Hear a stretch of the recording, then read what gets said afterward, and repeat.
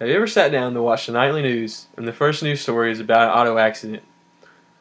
My first thoughts when I see those are, I hope they weren't texting and driving.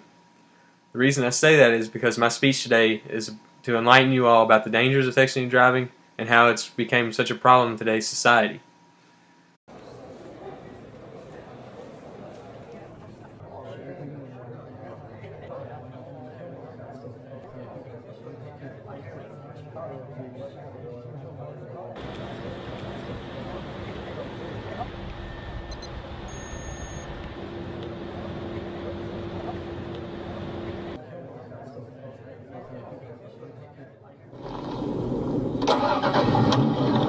Goods, door shit, all your friends, they had your goods right inside.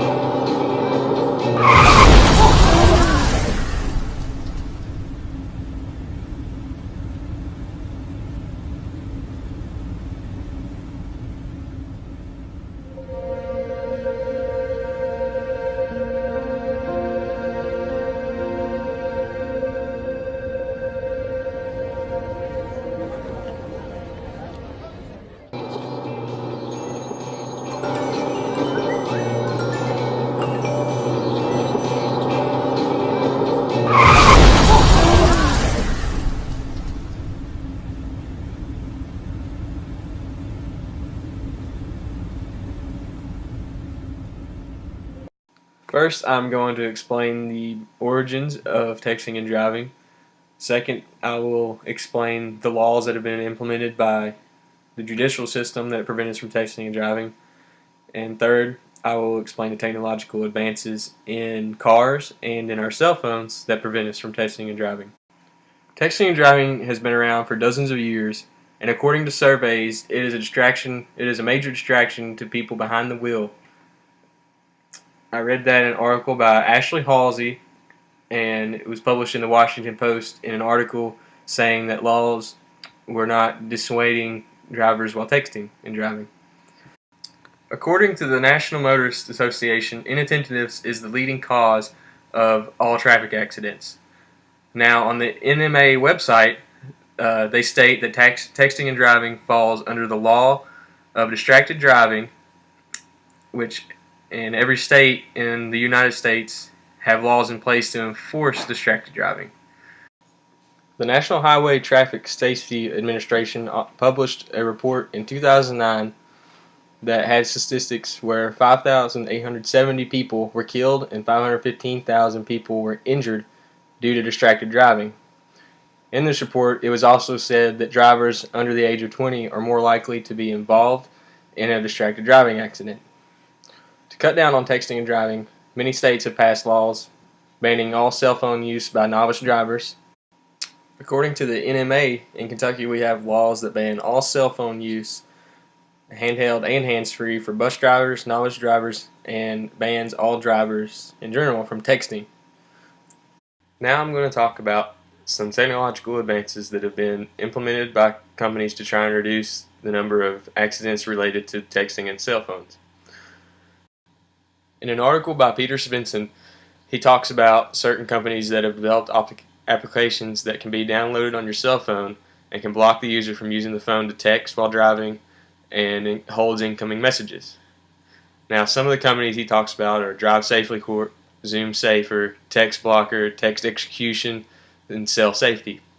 They use the phone's GPS to figure out if the phone is in motion or over a certain speed, and it will hold incoming messages, it will block certain applications, and it will keep the user of the phone from using their hands to text.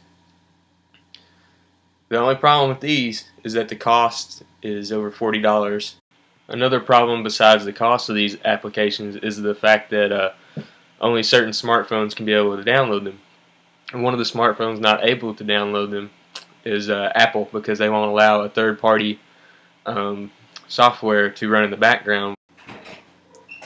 Companies such as Cell Control and Key to Safe Driving have a device that plugs into your car underneath the steering column and connects to the cell phone via a transmitter. Once the car reaches a certain speed, the phone's texting application shut down and doesn't allow you to text while driving. Now, the problem with this application is that the transmitters may not connect with certain cell phones, or it will not completely shut down the device, and it allows you to keep texting. Another advancement in technology is the use of hands-free applications. In some vehicles, you can synchronize your phone to the car and be able to speak the person that you want to text or call out loud, and it automatically pulls up their info. Once you have selected the person you're going to text, you can start speaking your message out loud, and the phone, synchronized with the car, automatically types the message out for you completely hands-free. This is cool because you don't have to put your hands on the phone and take your eyes off the road. Once you've completed your message, all you have to say is send, and it sends the message automatically to the person, and you don't have to distract yourself while driving. Although this method is ingenious, it also has many flaws. You may not be able to sync your phone correctly because of your carrier. Also, you may forget to synchronize your phone when you get in the car if you're in a rush, and then you get a text and then you just start texting and driving. In conclusion, I've told you all about the history of texting and driving, the increase in accidents occurring because of texting and driving, the laws in place to try to prevent it, and the technological advancements to prevent texting and driving. It has become more prevalent over the years, especially in the younger generation. Although there have been numerous technological advances and laws in place to prevent distracted driving accidents are still occurring. This is a problem, and something needs to be done about it.